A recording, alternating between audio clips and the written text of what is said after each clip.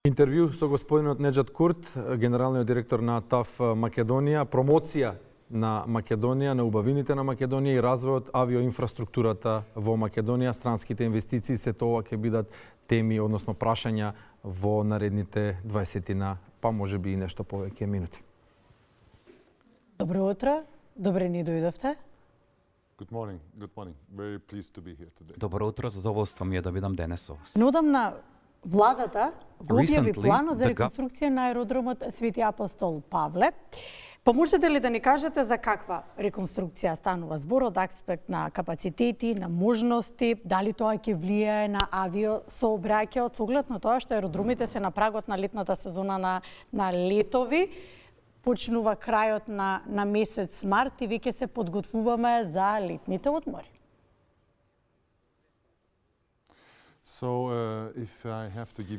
Да, јас ако треба да ви дадам еден краток осврт на тоа што планираме за Охрид, односно Охридскиот аеродром Свети Апостол Павле, планираме да инвестираме 2,7 милиони евра за развој и напредување на Охридскиот аеродром, кој што инаку е еден последните два проекти кои што ги има договорено заедно со владата.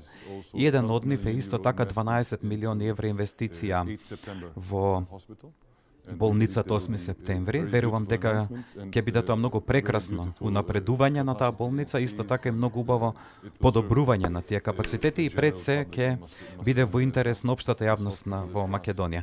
Значи, бидејќи таа болница за нас и е многу важен сегмент од целокупната инвестиција. Да се вратиме сега на Охридскиот аеродром. Да, сега очекуваме да ги зголемиме капацитетите, затоа што летото доаѓа и сега со овие 2,7 милиони евра инвестиција, што ќе се случи со Охридскиот аеродром, генерално ќе го зголемиме капацитетот, ќе обезбедиме дека патниците ќе имаат подобро искуство, односно поголем простор, поголем капацитет, поголем комфор и заедно со тоа ќе бидеме во можност да обезбедиме дека се запазени соодветните стандарди и постигнати. Исто така, во план ние да имаме повеќе летови за Охрид, особено во летниот период, предстојниот летен период. За нас тоа е многу важен аспект, затоа што го планираме подобрувањето на Охридскиот аеродром веќе подолго време и веќе дојдовме до тој момент. Инаку во овој конкретен момент сме во фаза на подготовка, период на подготовка, можеби ќе треба уште некој месец за да почнеме активно да работиме тука. Всушност еден од нашите колеги беше вчера баш во Охрид за таа цел и тоа ќе го подобри не само комфортот на нашите патници, туку исто така и комфортот за вработените, бидејќи го менуваме и за нив просторот, бидејќи долго време се очекуваше дека сакаме да направиме оваа инвестиција, дека сакаме да обезбедиме добар комфор и за вработените и за патниците на тој аеродром. Ќе направиме кратка пауза за преводот. Што се случува со Скопскиот аеродром? Од аспект на плановите за развој и проширување на капацитетите, кога разговаравме на меѓународниот аеродром Скопје, минатата година имавме интервју, имавте имплементирано нова современа рентген машина за проверка на багажот на патниците, тогаш најавивте дека ќе правите нови шалтери за регистрација. Докаде сте со овие инвестиции? Има ли некоја нова инвестиција што треба да придонесе за пред се пофункционален аеродром и аеродром кој што ќе ни ја олесни целата процедура и ќе ни го намали времето, нели, за полетување, па и слетување? Да, веќе се сеќавам дека зборувавме со вас.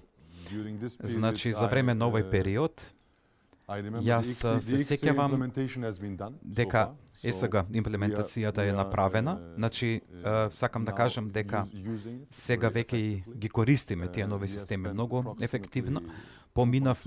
Потрошивме околу 2,3 милиони евра само за спроведувањето на ЕСГ системот и сето она што беше поврзано со него се работи за еден многу успешна активност од наша страна и од наша исто така ЕСГ ја овозможува целокупната безбедност на аеродромот. Освен тоа, уште нешто што направивме и инаку ова и го споделивме и претходно, тоа е да се подобри, да се зголеми бројот на шалтерите за пријавување, чекин, па во таа смисла имплементираме вкупно 9 такви шалтери, веќе функционираат, уште денес се функционални. Значи бројот на шалтери за пријавување го зголемивме од 23 на 32, исто така го зголемивме капацитетот на патниците и очекуваме тоа да го подобриме во текот на летниот период. Исто така планираме и однапред за тоа што треба да се направи, за да можеме да ги оддржиме капацитетите кои сакаме да ги воведеме во наредниот период. Дополнително на тоа, планираме исто така да го подобриме терминалот во внатрешниот дел кој што ние сега го користиме како администрација на ТАВ Македонија, кој што има голем сегмент во рамките на авиотерминалот, наспроти терминалот за патниците. Сакам да кажам дека сега целата администрација ќе преместиме надвор од терминалниот објект во сосема друг објект. Се работи за малку постар објект кој што се користеше порано подолго време. Значи она што ние го потенциравме е ајде ние да се преместиме од терминалниот, од зградата на терминалот и да се преместиме во нов објект. Затоа што со тоа ќе го живееме и тој претходен стар објект. Ќе внесеме нова живост во тој објект. Не сакаме туку така само да исчезне нешто тоа што било претходно или така да биде оставено препуштено на забот на времето. Сакаме сите објекти да бидат во добра состојба и да се подобрат капацитетите. Значи со тоа што ние ќе се иселиме од главната аеродромска зграда, значителен дел зборувам на кадрите кои што сега работат таму, во нов објект ќе значи реорганизација на целокупното подрачје и кога ќе се стави тоа во тој дел кој што следи по пасошката контрола, предвидено е да се отворат дополнителен простор за кафетери, исто така сакаме да го зголемиме тој простор по пасошката контрола и за иден развој на активности, а во Airside делот, тој е некој што е по пасошката контрола, имаме сега реновирање на Бургер Кинг кој што е таму, исто така имаме и нови области и делови за масажа кои што се сега се уште во изградба. Сакам да кажам дека ние постојано се обидуваме да ги подобриме услугите во делот на Airside. Исто така ќе има уште еден сегмент за duty free во аеродромот. Значи сакам да кажам дека нашите патници ќе имаат многу поголем избор на содржини за разгледување, купување и така натаму. Постојано се обидуваме да воспоставиме еден нов амбиент во аеродромот за да водиме сметка дека самите патници едноставно се чувствуваат пријатно во тој краток период на поминување низ аеродромот до нивното полетување. Него споменавте куќето Дино, кој што можеби еден од најпријатните нови вработени на аеродромот, вистинско ангажирани, да, вистинско задоволство е еден таков новитет да имаме и ние тука на Скопскиот аеродром. Добро, кажавте на вистина големи капитални проекти кои што истовремено ќе се случуваат и на Охридскиот и на Скопскиот аеродром. ТАВ Македонија управува со македонските аеродроми од 2010 година, тоа се 15 на години веќе така, речи си. Што досега имате направено, кои што го имаат од проекти кои што го имаат подобрено и македонскиот авиосообраќај, но дополнително и влијаеле на македонската економија?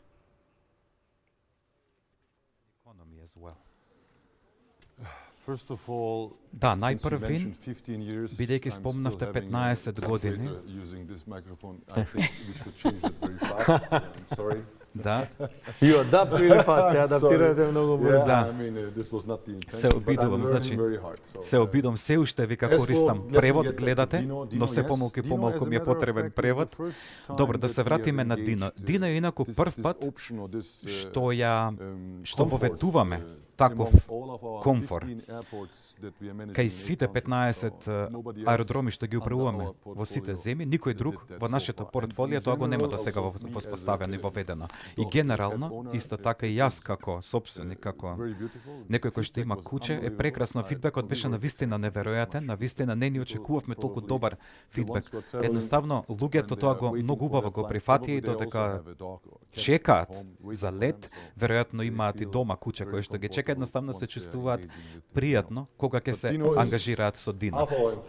Инаку Дино е исто така, нели, е наш регуларен, редовен вработен, така што слободно повикани сте да дојдете да го посетите аеродромот, не мора да патувате, да го видите Дино. А инаку да преферираме нели да патувате. Инаку да се вратам на прашањето, да, 15 години е голем период досега што имаме направено во овие 15 години.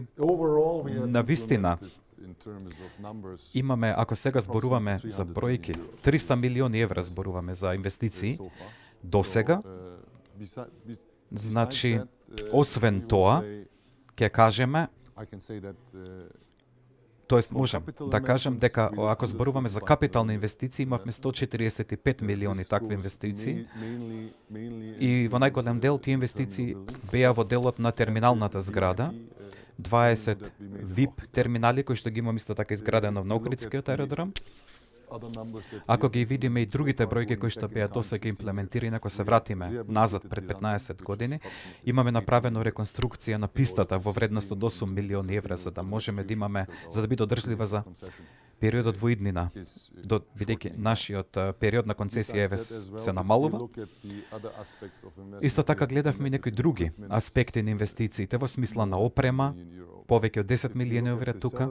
Ако ги погледнеме и платите кои што се досега платени, повеќе од 110 милиони евра, значи постојано ги унапредуваме областите на инвестирање со кои што сакаме да ги постигнеме како оператора на аеродромите. Во суштина, во последниве 15 години, да, постојано сме фокусирани на изградба и преструктурирање на аеродромот и негово постојано унапредување не само сега, туку и за воиднина, и тоа е насока која што постојано ќе ја имаме и за воиднина, имајќи го предвид авијацијскиот пазар во Македонија. We have two questions that are very similar. Имаме три прашања кои што се многу слични. Three questions. За ова за преведувача, three questions, sorry. Значи имаме три прашања кои што се многу слични, ќе се обидеме да ги сублимираме. Почнав и јас на англиски. Значи, дали се зголемува бројот на линии од Скопје, неодамна Амстердам е дестинацијата, како да привлечеме нови линии и нови авиокомпании и колку сме регионално конкурентни?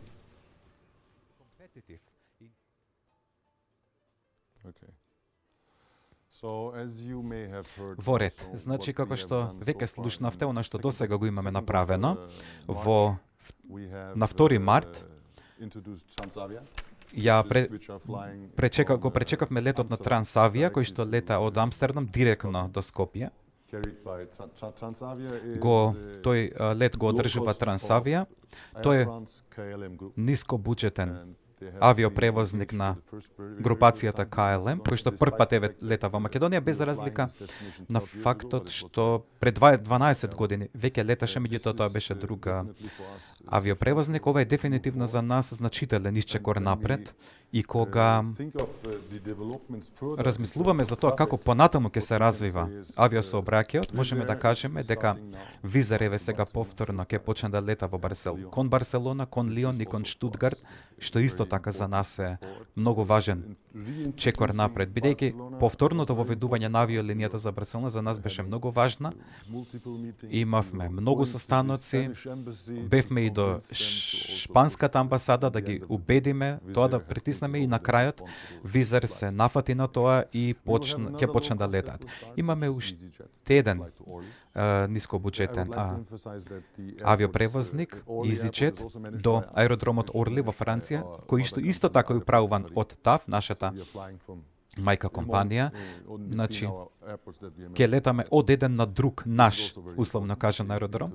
И тоа е исто така многу битно за воведувањето на овие летови. Еден од најважните работи, дозволете да кажам, поради локацијата, е летот кој што ќе го почнеме на 27 марта. Тоа е Истанбул Охрид од страна на Turkish Airlines, кој што ќе почне на 27. Значи, тој е многу важен затоа што Охрид сега веќе ќе биде ставен на мапата на летови на сите дестинации на Turkish Airlines. Тоа значи дека се ќе ставиме на таа мапа, карта, и сето тоа ќе создаде голема побарувачка. Бидејќи, ако погледнеме наназад во последниве 2 години, Има многу туристи од Турција и сега тие како доаѓаат во Македонија? Со автобус, со авион, а подрачјето на Охрид само по себе е многу вредно, многу привлечно за туристите. Едноставно сакаат не само во Охрид, туку и во регионот, во Битола. Охрид нели е прекрасен град на УНЕСКО. Езерото е исто така прекрасно. Затоа сметам дека ова ќе почне да отвора разни можности.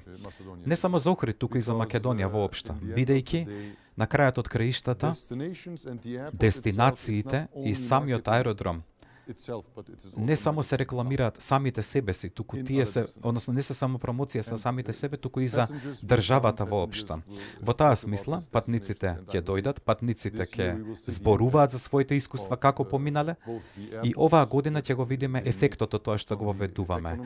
Во смисла на тоа какво влијание имаат аеродромите на локалната економија и убеден сум дека Охрид ќе почне да се адаптира на оваа нова, поволна ситуација за Охридскиот регион, овозможено од авиацијата и од посетите, благодарение на тоа на патниците на тој регион.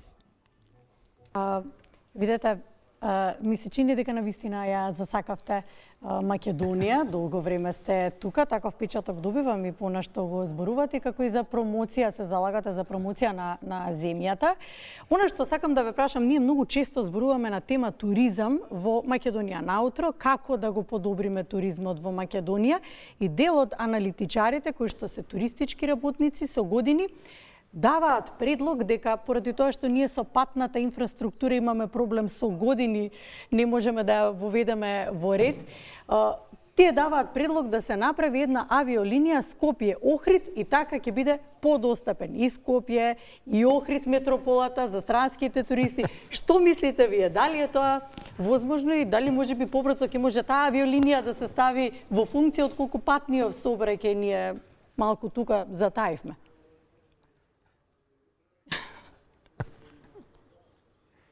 Wow, this is an interesting question. Многу ви е интересно прашањето. Мислам дека од аспект на остварливоста нема таква можност, бидејќи е многу кратка релацијата. Само полетувањето и слетувањето нема одржливост на една таква линија. Не би имала одржливост. Меѓутоа, ако зборуваме искрено, откако патната инфраструктура ќе биде заокружена. Еве, погледнете го како мозаик. Гледате го тоа како мозаик. Охридскиот аеродром се развива сега дополнително. Turkish Airlines ќе почне да лети, тоа е најмногу за луѓето кои што живеат во тој регион, бидејќи имаме луѓе кои што одат во странство, кои што патуваат во други дестинации, а кои што поминуваат преку Истанбулскиот аеродром и другите главни хабови за да стигнат до финалната дестинација. Сега имаме и летови Сиднеј и Мелбурн директно од Истанбул, сето тоа овозможено Turkish Airlines. Кога ќе ги погледнеме сите тие можности, важно е дека да продолжи развојот, дека самите луѓе ќе се прилагодат на иднината. Значи со заокружување на патната инфраструктура, понатаму со отворањето на сите овие дестинации, верувам дека Охрид ќе има уште поголем раст. И единствената работа што ќе треба тука да се направи во позадина ќе треба да биде и самиот развој на самиот град. Хотели, можеби некои брендови, ако би имале бренд хотели во Охрид или во неговото обкружување, тоа дефинитивно ќе има ефект, бидејќи можеме да направиме најубав аеродром во Скопје, во Охрид, голем и така натаму. Тоа ни е и планот да го направиме прекрасен нов аеродром од Охрид, меѓутоа или околу аеродромот, меѓутоа и самиот град треба да го следи тоа. Треба двата да бидат синхронизирани. Развој на аеродромот и истовремено координиран развој на самиот град, се разбира во соработка со владата и со општините, исто така. Охриѓани знаат да кажат си повлек вид, така што Нема превод за ова. Нема превод, да. Така што се надевам дека ќе успеете во реализација на сиве овие проекти кои што ги имате пред вас. Тоа значи дека планирате да останете во Македонија со оглед на тоа дека веќе имате и македонско државјанство, може да ве сметаме за натурализиран македонец. Наш човек. Наш човек, што би рекле ние, добро. Повелете на друга тема. Подготвивме неколку неформални прашања, нели, затоа што ова е утринска програма, меѓутоа ќе ги сублимираме и овие во едно, во интерес на времето. Имате време да одговорите. Кажавте дека искрено ви се допаѓа Македонија. Знаеме дека сте љубител на вино, на македонското посебно. По потекло сте турчин, роден во Германија, живеете во Македонија. Тоа е спој на невозможното. Тоа е една спојка на многу невозможни нешта. Како според вас еден современ човек треба да го гледа современиот живот? Еве ќе земеме пример од фудбалот, нели? Разговор меѓу мажи не може да помине без фудбалот. Жозе Мориньо е тренер на еден голем ривал на вашиот омилен клуб Бешикташ, тренер е на Фенербахче, па тој како странец во Турција се грижи за промоција на турската држава, на народот, на турскиот фудбал. Колку една ваква странска фигура како Жозе во Турција или како вас во Македонија може да придонесе за развојот и за популаризацијата на државата во која што екзистира? Wow, this was you put it all out. Ова вие го ставивте се во едно место. Да, вие сте менаџер сега на голема компанија, па менаџирате. Yeah, you're right. Да, во право сте. Во суштина, тука сум подолго отколку во било кое друго место што сум бил, бидејќи патувам многу. Дури во Турција не сум живеел толку долго колку што сум живеел тука. Може би најдолго претходно во Германија, но таму сум растал и знам таму што се случува. Инаку да, во право сте, јас станав натурализиран државјанин кој што се уште македонски не зборува добро, но ќе стигнеме и до таму.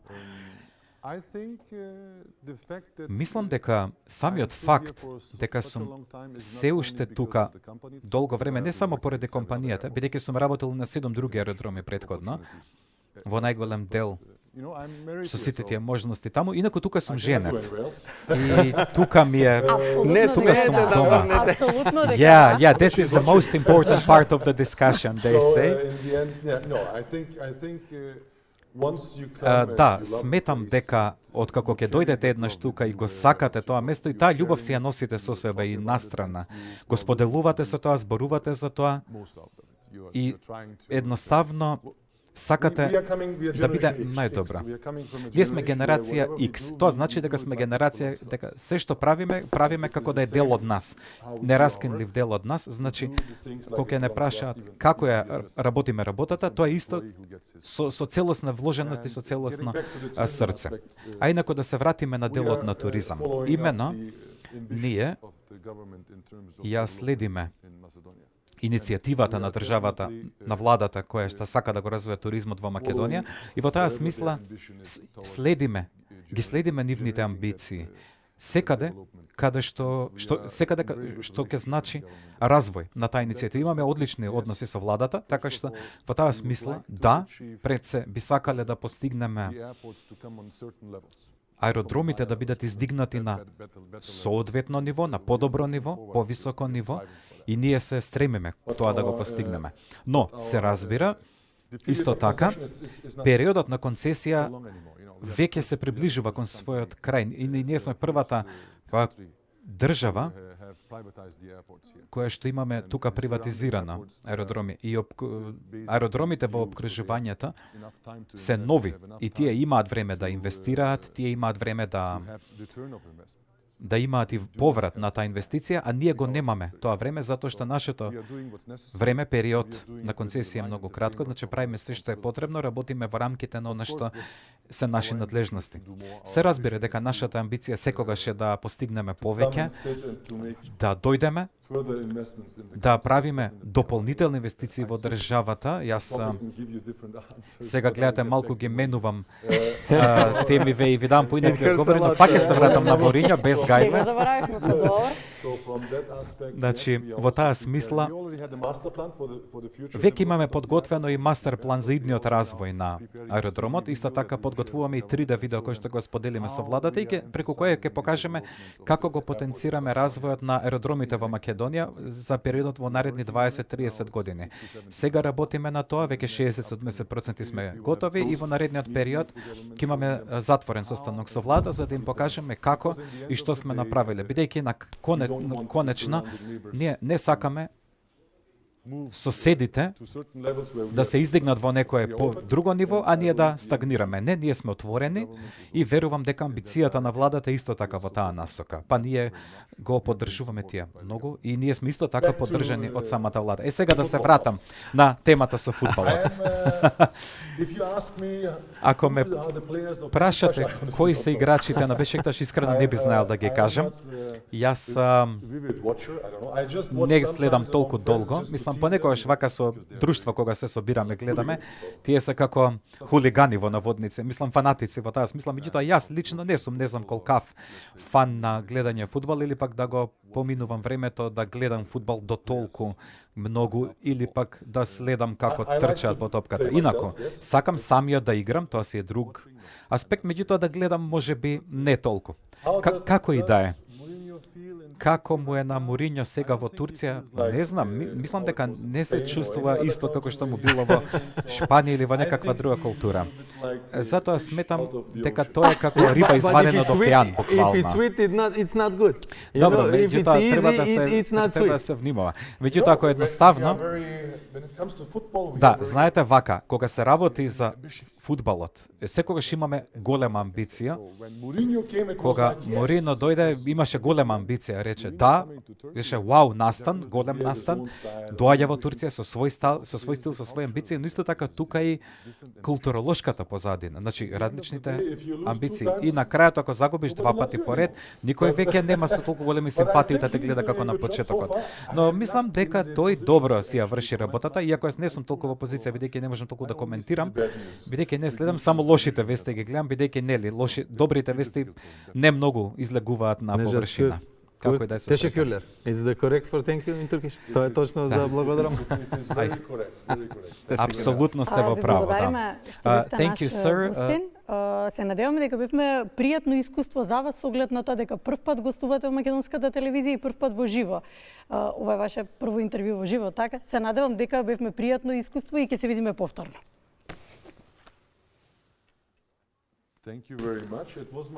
Многу ви благодарам. Навистина, ова ми е прво гостување во живо, ми беше многу интересно, многу фино искуство, возбудливо, така кажем, и дефинитивно би сакал да го повториме ова во иднина, можеби на други теми. Секако ви благодарам за поканата и очекувам повторно се видиме во следна прилика.